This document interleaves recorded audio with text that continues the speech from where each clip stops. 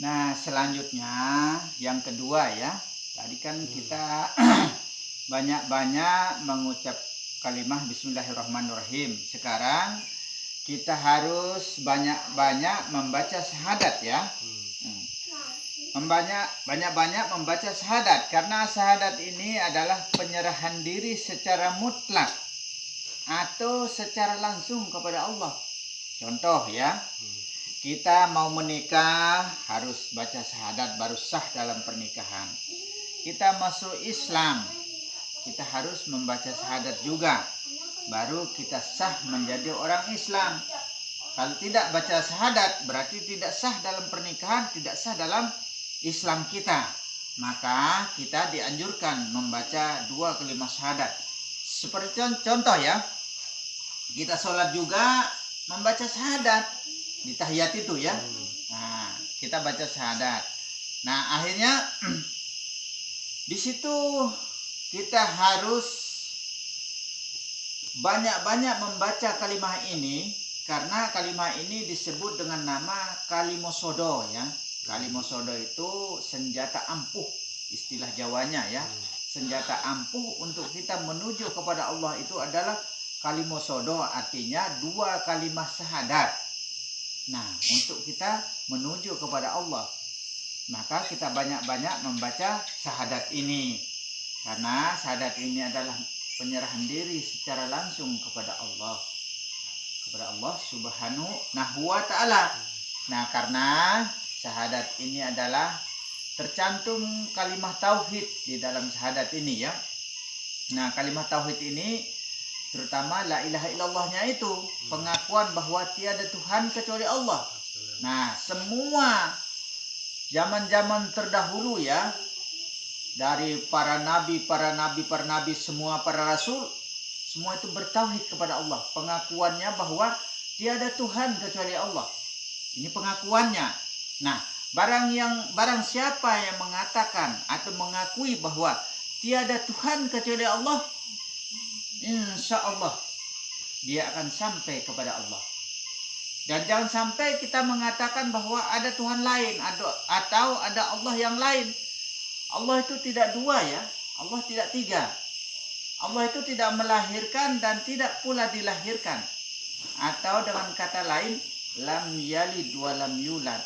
Allah itu tidak dilahirkan dan tidak pula melahirkan. Berarti Allah itu tetap satu ya. Nah, barang siapa yang mengatakan bahwa Allah itu 2 atau 3, lebih dari 1, melampaui batas namanya. Keterlaluan.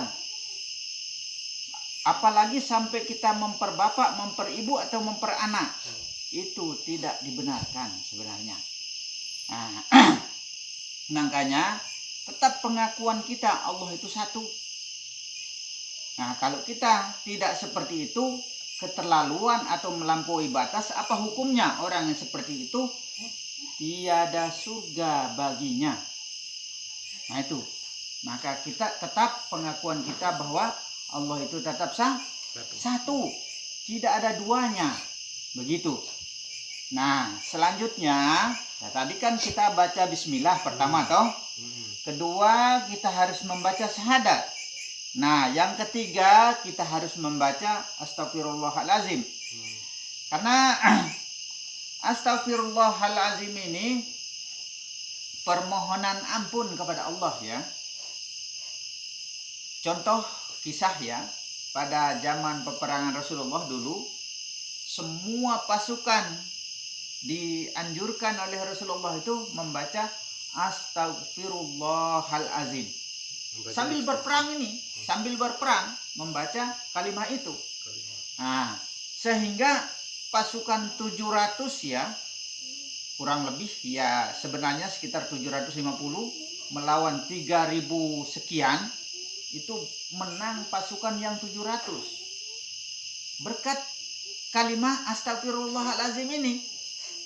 Sambil berperang dianjurkan oleh Rasulullah membaca kalimah minta ampun kepada Allah. Karena dikatakan bahwa sebenarnya minta ampun kepada Allah itu lebih besar pahalanya daripada sholat. Bukan kita meremehkan sholat ya, sholat juga harus kita jalankan karena ini adalah ketentuan Allah ya, harus kita jalankan juga. Nah, dikatakan di sini bahwa astagfirullahalazim ini lebih besar pahalanya daripada sholat. Maka dianjurkanlah oleh Rasulullah sambil berperang pun membaca astagfirullahalazim sekalipun mati dalam minta ampun kepada Allah. Nah ini sudah 3 kalimah ya. Tadi bismillah ya, kita harus amalkan. Nah, kedua baca syahadat ya, kita harus amalkan. Dan ketiga baca astagfirullahalazim ya. Nah, selanjutnya kita akan membaca selawat. Allahumma sholli ala sayyidina Muhammad wa ala ali sayyidina Muhammad. Nah, di sini termasuk nama Allah juga dengan nama Muhammad berdampingan ya. Nah, karena menyebut nama Allah dan menyebut nama Muhammad di sini. Segala sesuatu itu suci di dalam nama Allah dan nama Muhammad. Nah, itu maka kita harus banyak-banyak mengucap kalimah yang menyebut Allah dan menyebut Muhammad, seperti contoh la ilaha illallah Muhammad Rasulullah juga. Nah, karena selawat ini ya termasuk kita memuji kebesaran Nabi kita. Memuji kebesaran Rasul kita. Nah, di situ nanti kita akan mendapatkan syafaat dari Rasulullah Shallallahu Alaihi Wasallam. Nanti pada masa sana begitu kita ditimbang ya, mana lebih besar, lebih berat dosa kita atau pahala kita. Yang pertanyaan Allah pertama ya, panggilan Allah pertama. Hai orang-orang yang beriman. Ini kata panggilan Allah pertama. Tak seorang pun yang mampu berkata-kata kecuali orang-orang yang diredoi oleh Allah. Ini tak seorang pun yang mampu berkata-kata kecuali orang-orang yang diredoi oleh Allah. Nah, bagaimana caranya supaya Allah itu redho kepada kita? Supaya Allah itu ikhlas kepada kita? Tentu kita dulu yang redho kepada Allah. Kita dulu yang ikhlas kepada Allah. Kita harus pasrahkan diri kita kepada Allah. Kita harus serahkan diri kita kepada Allah dengan ucapan kalimah-kalimah yang saya sebutkan tadi ya. Nah itu, kita harus berserah diri kepada Allah. Inna sholati wa nusuki wa mahyaya wa mamati lillahi rabbil alamin. Kalau sudah disebutkan sholatku, hidupku dan matiku, kalau sudah disebut sampai hidup dan mati hanya Allah semata, berarti tiada lain, semua itu adalah atas kehendak Allah, bukan kehendak kita. Itu cara kita benar-benar pasrahkan diri kita kepada Allah. Itu namanya sembah atau serah kepada Allah. Maka kita yang duluan harus redho kepada Allah, sehingga baru Allah itu redho kepada kita, ikhlas kepada kita. Maka orang-orang seperti itulah yang nantinya bisa berkata-kata. Nah, tak seorang pun yang mampu berkata-kata kecuali orang-orang yang diredoi oleh Allah Subhanahu wa taala. Di situ baru kita nanti ditimbang amal kita, yang lebih banyak perbuatan baik kita atau lebih banyak perbuatan jahat kita. Nah, seandainya lebih berat dosa kita lah, kasarannya seperti itu ya.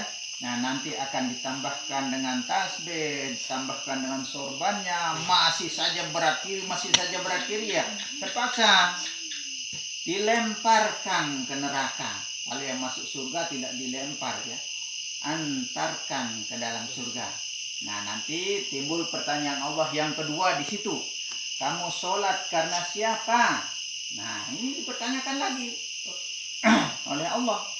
Ada yang mengatakan dia sholat karena kepingin surga. Nah, lemparkan dia ke dalam neraka. Ada yang mengatakan dia sholat karena takut sama dosa, takut sama neraka. Lemparkan dia ke dalam neraka. Berarti mana yang benar? Ada salah satunya mengatakan, kamu sholat karena siapa? Karena Engkau semata ya Allah, antarkan dia ke dalam surga. Nah, bagaimana caranya kita bisa sholat karena Allah semata? Makanya kita harus konsentrasi pikiran ya. Setiap kita ruku, kita ingatkan sambil konsentrasi pikiran mengatakan bahwa atas kehendak Allah saya bisa ruku, atas kehendak Allah saya bisa sujud, atas kehendak Allah saya bisa iktidal, atas kehendak Allah sampai salam pun atas kehendak Allah, bukan kehendak kita. Ingat bahwa yang ada pada diri kita ini adalah la khaula wala. Yang ada pada badan ini tidak ada daya upaya. Kalau sudah dibilang tidak ada daya upaya berarti tidak bisa apa-apa kan? Quwata illah kecuali Allah, berarti semua itu adalah atas kehendak Allah. Semua berarti kita bisa bicara ini karena Allah, bukan karena kita. Kita bisa melihat ini, kita bisa mendengar, kita bisa memegang, bisa berjalan, bisa bergerak, dan bisa merasakan enak makan, bisa merasakan nikmat merokok, nikmat segala-galanya. Semua itu adalah atas kehendak Allah. Nah, kalau kita tidak mengatakan demikian, kalau kita mengatakan bahwa atas kehendak saya atau kehendak kita, berarti kita jangan sampai nanti terhitung sebagai orang-orang yang kufur atas nikmat pemberian Allah. Ganjarannya orang yang kufur atas nikmat pemberian Allah, maka tidak diterima amalnya, ibadahnya, sholatnya, puasanya, semua tidak diterima oleh Allah. Maka perhatikan, jangan sampai kita dihitung orang yang kufur atas nikmat pemberian Allah. Orang yang kufur itu ya, orang yang tidak mau mengakui semua itu adalah milik Allah. Kufur dia. Nah, maka kita harus kembalikan semua ini, apa yang ada di dalam diri kita ini adalah milik Allah. Dan apa yang ada di luar diri kita itu adalah milik Allah. Termasuk harta benda, termasuk apa yang ada. Itu semua itu adalah milik Allah. Karena sudah dikatakan ya, di dalam ilmu titik ba itu yang mengatakan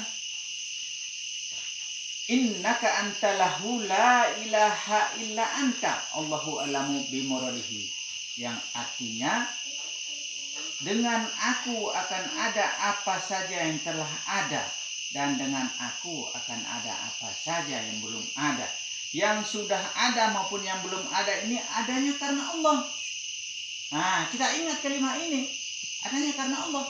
Maka kita ini harus benar-benar pasrahkan, kembalikan kepada Allah.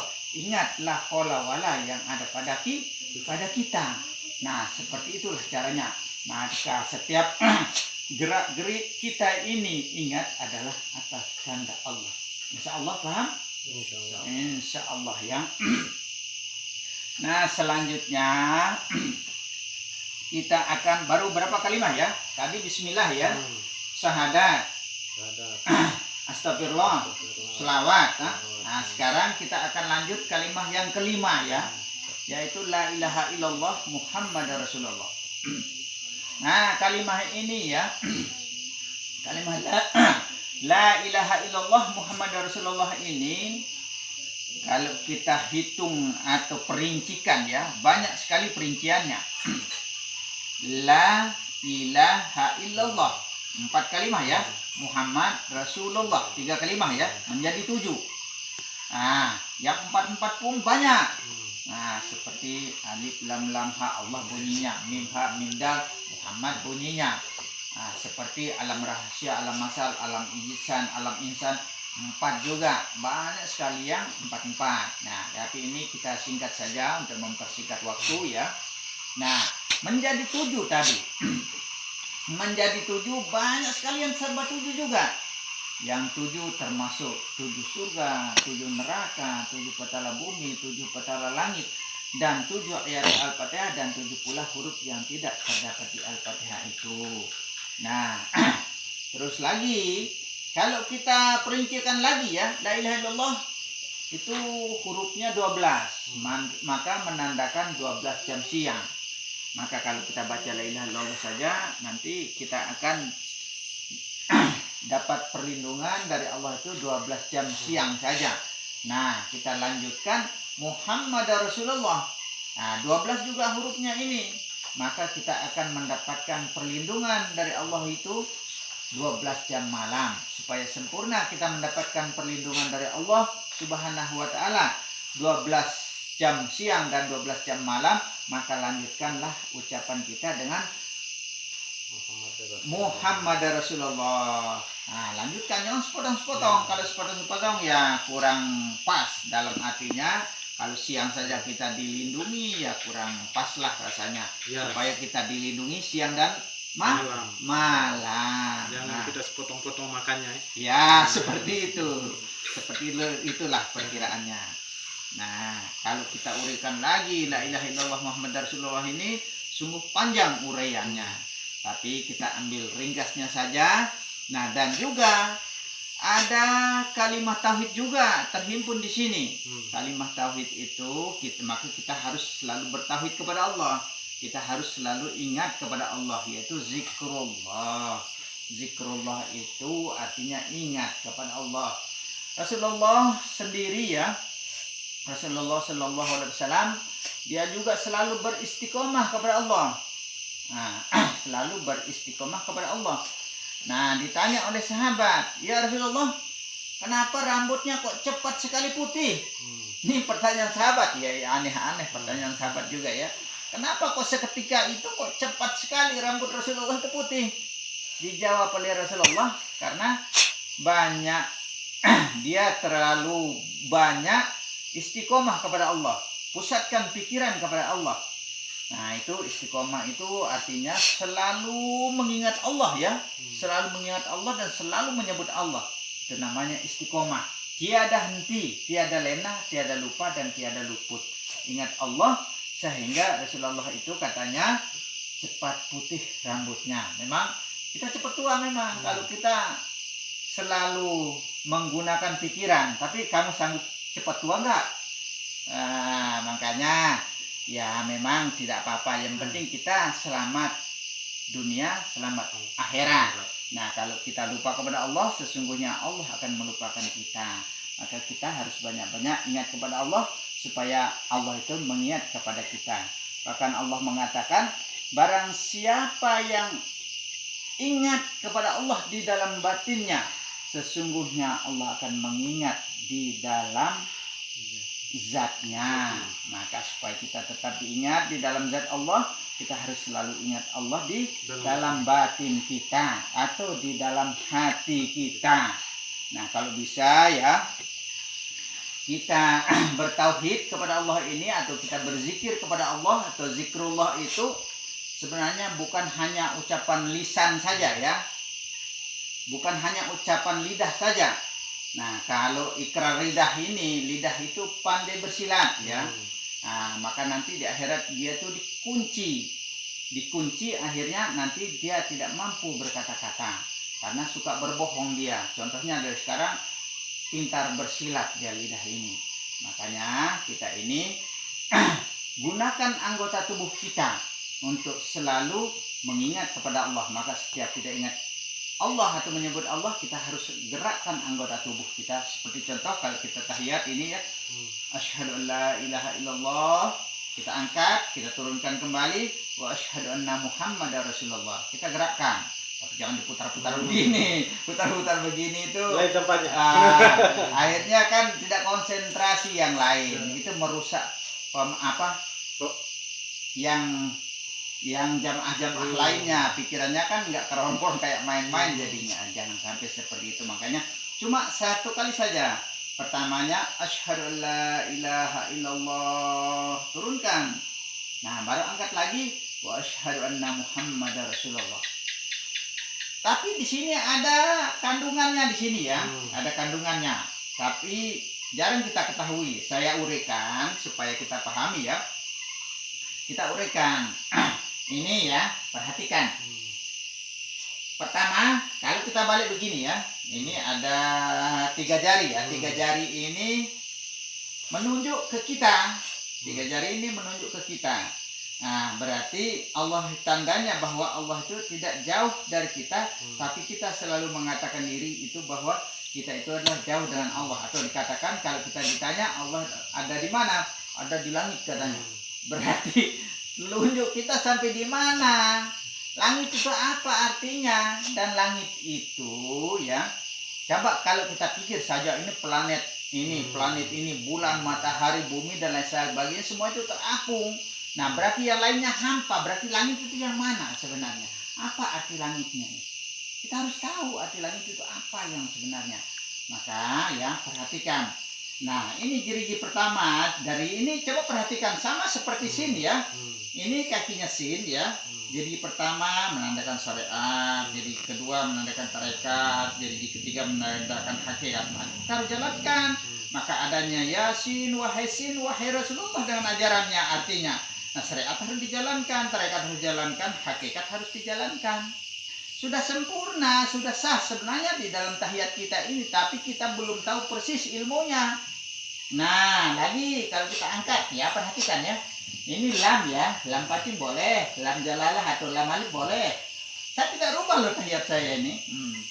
Nah itu tidak rubah toh. Nah itu lam alif. Ada lubangnya lam itu, lam. Nah, sampai kelihatan loh itu. Nah, lubangnya lam itu. Nah, terus apa bunyinya? La ilaha illallah. Berarti kita harus jalankan, harus baca maksudnya. Nah, terus lagi. Nah, sekarang kalau kita simpulkan keseluruhan jari kita ya, kita simpulkan. Ini berbentuk huruf mim ya, berbentuk huruf mim. Nah, ini ada kakinya. Nah, mim ini apa bunyinya? Makrifat kepada Allah, Muhammad Rasulullah, musahadah kepada Allah, mukassafah kepada Allah, mahabbah kepada Allah. Kira-kira sudah kita jalankan atau belum? Kalau belum, berarti tahiyat kita ini kemana dia? Kalau belum, tahiyat kita kemana ini? Tujuannya sampai di mana kira-kira tahiyat kita ini? Kalau belum, maka kita harus mengetahui ilmu dulu, paham ilmunya, baru kita menjalankan. Jangan asal menjalankan, tapi tidak tahu peragaannya, tidak tahu caranya, aturannya. Sama dengan orang bertani. Orang bertani kalau tidak tahu aturan pertanian, ini tidak ada hasilnya. Acak-acakan, rusak semua. Nah, jangan sampai seperti itu. Kalau cuma hanya sekedar menghafal dan menjalankan, anak kecil pun bisa. Nah, seperti itulah. Makanya kita harus berdasarkan ilmunya dulu, baru kita menjalankan sesuatu. Nah, seperti itulah caranya. Baru sampai kalimat apa tadi? Pertama bismillah ya, terus syahadat, terus astagfirullah, terus selawat, la ilaha illallah Muhammad Rasulullah ya. Sudah 5 ya.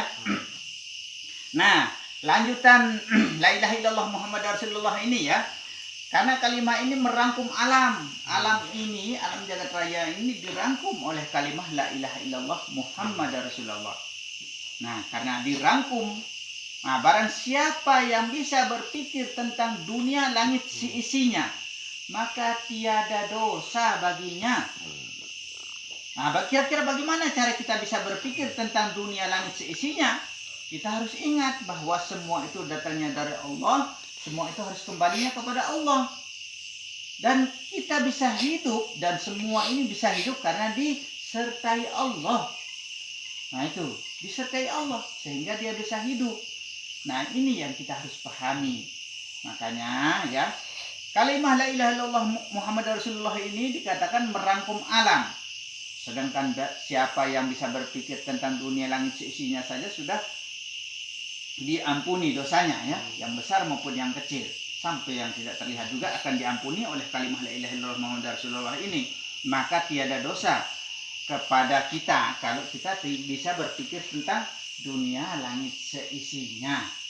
Makanya dalam kalimat ini sudah merangkum alam. Barang siapa membacanya kalimat la ilaha illallah Muhammad Rasulullah itu seperti itu juga, akan diampuni dosanya yang besar maupun yang kecil sampai yang tidak terlihat. Begitu. Sampai dosa yang tidak terlihat akan diampuni oleh Allah. Makanya di dalam kalimat la ilaha illallah Muhammad Rasulullah ini terhitung juga sebagai orang-orang yang tidak pernah memutuskan sholatnya walau siang dan malam. Tapi bagaimana caranya? Caranya ya, tengah malam kita tidur, contoh ya.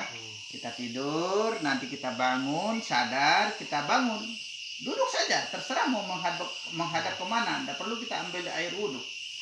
Kita baca kalimat itu, la ilaha illallah Muhammad Rasulullah. Dari jam seperti itu sampai jam seperti itu juga.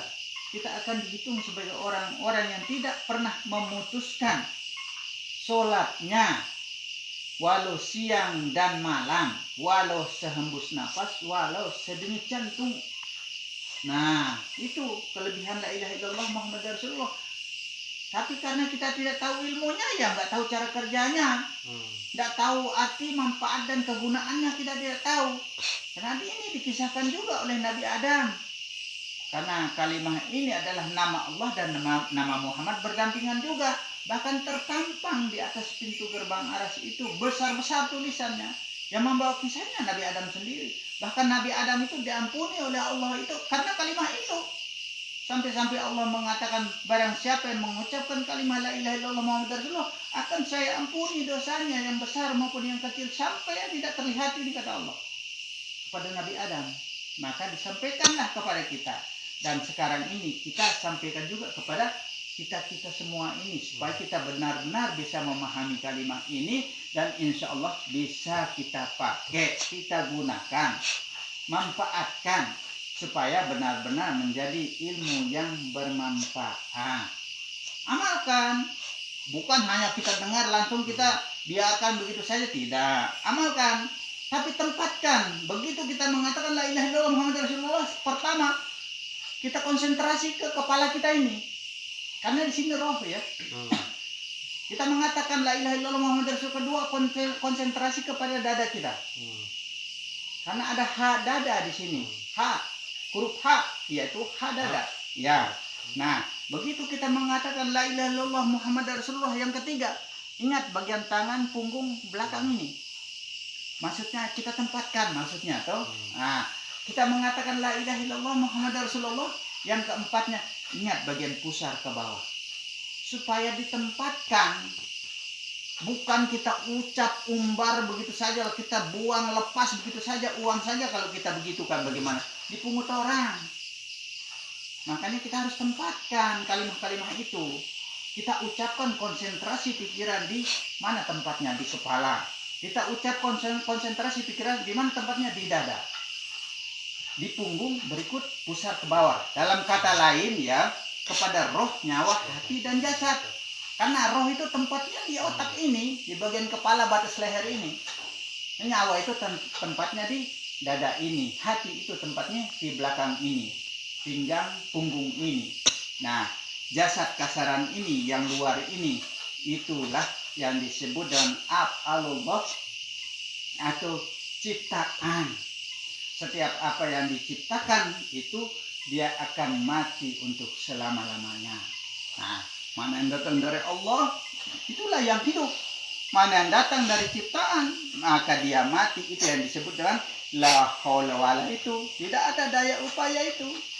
Berarti benar-benar tidak ada daya upaya, tidak bisa apa-apa, dalam artinya badan. Nah itu, maka kalimat ini harus kita betul-betul amalkan dan tahu caranya, tahu prakteknya, dan tahu anjurannya seperti apa dan bagaimana caranya. Kita harus paham benar-benar. Maka saya bilang, kita belajar itu harus berdasarkan ilmunya. Kalau tidak berdasarkan ilmunya, kita tidak akan bisa memahami segala sesuatu apapun yang kita lakukan. Nah, seperti itu. Mungkin sampai di sini dulu.